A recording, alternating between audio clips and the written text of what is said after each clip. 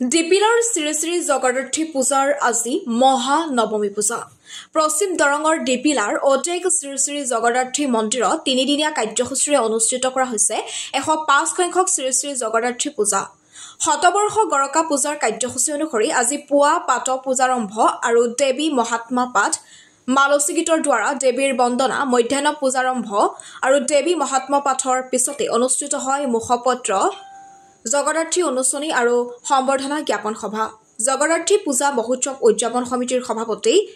ডম্বুধৰ শৰ্মাৰ সঞ্চালনাত অনুষ্ঠিত উক্ত সভা উদ্বোধন কৰে বিশিষ্ট উদ্যোগপতি মুকুচন্দ ডেকাই। সভাত মুখপত্ৰ জগদ্ধাত্ৰী উন্মোচন কৰে দৰং জিলা সাহিত্য সভাৰ সম্পাদক মৃণাল কুমাৰ ৰাজবংশীয়ে। কৃষ্ণকান্ত সন্দিকৈ চৰকাৰী সংস্কৃত মহাবিদ্যালয় গুৱাহাটীৰ অতিথি অধ্যাপক ডক্টৰ নীতিশ শৰ্মা শাস্ত্ৰীয়ে নিৰ্দিষ্ট বক্তা হিচাপে অংশগ্ৰহণ কৰাৰ সভাত সন্মানিত অতিথি হিচাপে উপস্থিত থাকে চিপাঝাৰৰ প্ৰাক্তন বিধায়ক বিনন্ত কুমাৰ শইকীয়া প্ৰমুখ্যে কেইবাগৰাকীও বিশিষ্ট ব্যক্তি।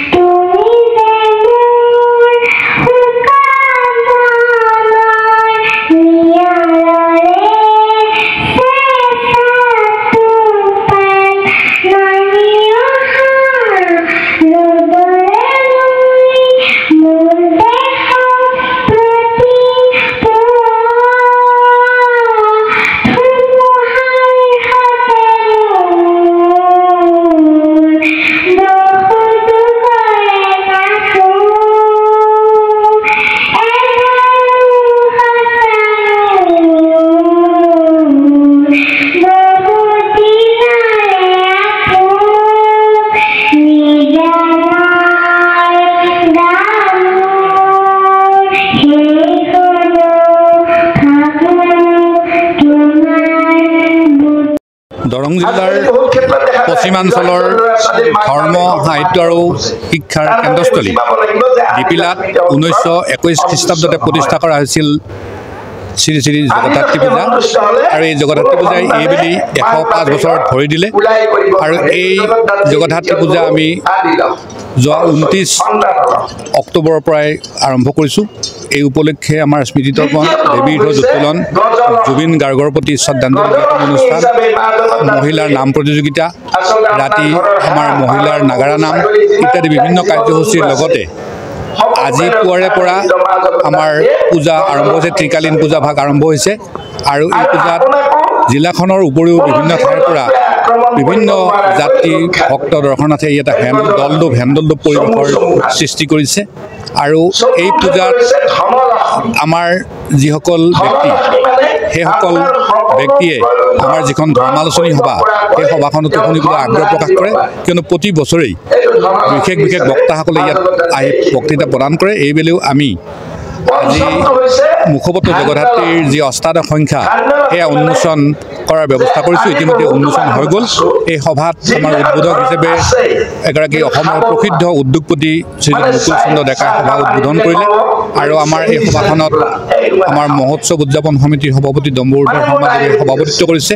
ইয়াত মুখপত্ৰ উন্মোচন কৰিছে দৰং জিলা সাহিত্য সভাৰ সম্পাদক শ্ৰীযুত মৃণাল কুমাৰ ৰাজবংশীদেৱে। আৰু নিৰ্দিষ্ট বক্তাৰ আসন অলংকৃত কৰিছে এগৰাকী বিশিষ্ট সংস্কৃত পণ্ডিত ডক্টৰ নীতিশ শৰ্মা শাস্ত্ৰী ডাঙৰীয়া। ইয়াত বিভিন্ন ৰাজনৈতিক নেতা, বিশেষকৈ যোৱাকালি বিধায়ক পৰমানন্দ ৰাজবংশীদেৱ আহিছিলে। আজি আমাৰ প্ৰাক্তন বিধায়ক শ্ৰীযুত বিনন্ত কুমাৰ শইকীয়াদেৱ আহি উপস্থিত হৈছে। আৰু আজিৰ এই অনুষ্ঠানত আমি বিশেষভাৱে এই অনুষ্ঠানলৈ অৰিহণা যোগোৱা ব্যক্তিসকলক আমি সম্বৰ্ধনা জ্ঞাপন কৰিবলৈ ব্যৱস্থা কৰিছোঁ। বিশেষকৈ সৰাবাৰীৰ চুনু ভট্টাচাৰ্য, ডিপিলাৰ পুনম কলিতা, ডিপিলাৰ উষা দেৱী, ডিপিলাৰ থগেশ্বৰী ডেকা আৰু ৰাজেন কলিতা, লগে লগে আমাৰ অঞ্চলৰ কীৰ্তিমান প্ৰতিভাধৰ বিশেষকৈ মাতৰণ্ডালী বৈশ্য আবকাৰী পৰিদৰ্শক, এগৰাকী যুৱ বিজ্ঞানী ডক্টৰ বিজিত কলিতা আৰু এগৰাকী বিশিষ্ট চিকিৎসক ডক্টৰ নৱজ্যোতি শৰ্মা বড়োক আমি আনুষ্ঠানিকভাৱে অভিনন্দন জ্ঞাপন কৰিম। 105 বছৰ বিনাপানী দেৱী বৰবাৰী গুৱাহাটী যাদৱ শৰ্মা দীপিলা শ্ৰী জগন্নাথী মন্দিৰৰ শান্তিপুৰ জাগ্ৰত শৰ্মা দীপিলা পূজা হেমলতা অতিকে আনন্দিত হলো তৰুণ চন্দ্ৰ কলিতা দীপিলা মিথুন আমাৰ অৰ্থাৎ মিথুনৰ দেউতাকৰ নাম হৈছে কৰোণা কলিতা দীপিলা সিন্ধুমণি ৰাজবংশী বামুণপাৰা সামাজিক সাংস্কৃতিক অনুষ্ঠান শৰ্মা বৰুৱা পশ্চিম দীপিলা হিমাংশু শৰ্মা অঞ্চলৰ ৰাইজে এই জগন্নাথী পূজা অহালৈ শাৰদা দেৱীৰ নামত দিছে আৰু এই অনুষ্ঠানটোত আহি অৰুণ কলিতা কলিতাপাৰা জ্ঞান চন্দ্ৰসু দীপিলা আনন্দ অনিল চন্দ্ৰ কলিতাৰ পুত্ৰ ৰাকেশ শৰ্মা দীপিলা বামুণপাৰা প্ৰতি বছৰে ইয়ালৈকে মাতে এই অনুষ্ঠানটোৰ লগতো ওতঃপ্ৰোত সম্পৰ্ক আজি দীৰ্ঘদিনৰ সম্পৰ্ক বিশেষভাৱে ইয়াত আমি মই বিধায়ক হৈ থকা এই অনুষ্ঠানটোৰ লগত আমি আছিলোঁ সহায় কৰিছিলোঁ গতিকে ৰাইজেও মনত পেলাই আমি মনত পেলাওঁ তেনেকৈ মই আহিলোঁ আৰু আজি আহি খুব ভাল লাগিল বিশেষ যিখন সভাত আমি উপস্থিত থাকিলোঁ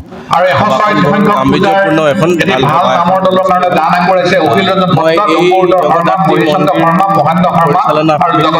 যিটো উদ্যোগ তাৰ কাৰণে শলাগ ল'লোঁ আৰু ইয়াৰ পৰা সকলো ৰাইজলৈ মই শুভেচ্ছা জ্ঞাপন কৰিলোঁ এইখন এখন আমাৰ দৰঙৰ ভিতৰতে যদি চাওঁ আটাইতকৈ পুৰণি জগতধাত্ৰী পূজা পীঠ হয় ইয়াত 105 সংখ্যক এইবাৰ আৰু গতিকে ইয়াৰ যাতে মই মাৰ শ্ৰীচৰণত প্ৰাৰ্থনা জনাইছোঁ যে আমি সকলোৱে যাতে নিৰ্বিঘ্নে নিৰাপদে থাকোঁ এখন সুস্থ সমাজ যাতে শৃংখলাবদ্ধভাৱে সমাজ এখন থাকক বৰ্তি থাকক আৰু যিহেতু আমি সকলো আপোনালোক জানেই যে আমি জুবিন দা আমাৰ হিয়াৰ আমঠু প্ৰাণৰ শিল্পী জুবিন গাৰ্গ আমাৰ মাজৰ পৰা আকস্মিকভাৱে বিদায় ল'লে গতিকে যিটো জাক জমকতা আগৰ জগতধাত্ৰী পূজা বা এইবাৰ দুৰ্গা পূজাই হওক আমি দীপাৱলীতে হওক বা যিকোনো অনুষ্ঠানত আমি জুবিনদাৰ এতিয়াও আমাৰ হৃদয়ত সোমাই আছে এতিয়াও আমাৰ মানস পটৰ পৰা আমি পাহৰিব পৰা নাই অসমবাসী ৰাইজে পাহৰিব পৰা নাই আৰু আজি পুনৰবাৰ মই দাদাৰ যোৱাকালি যিহেতু ব্ৰহ্মপুত্ৰত তেখেতৰ অস্থি বিসৰ্জন দিয়া হৈছে গতিকে দাদা ব্ৰহ্মপুত্ৰ প্ৰিয় আছিলে নদী গতিকে তেওঁ আগতেই কৈছিলে যে মোক ব্ৰহ্মপুত্ৰত উটুৱাই দিবলৈ গতিকে মই দাদাৰ হৈ এই মাৰ শ্ৰীচৰণত তেখেতে য'তেই আছে শান্তিত থাকক তেওঁৰ কাৰণে আমি প্ৰাৰ্থনা জনাইছোঁ আৰু তেওঁ আমাক সকলোকে আশীৰ্বাদ কৰক যাতে তেওঁ আদৰ্শৰে তেওঁ যিখন এখন বৰ অসম গঢ়াৰ কাৰণে সকলো জাতি জনগোষ্ঠী যাতে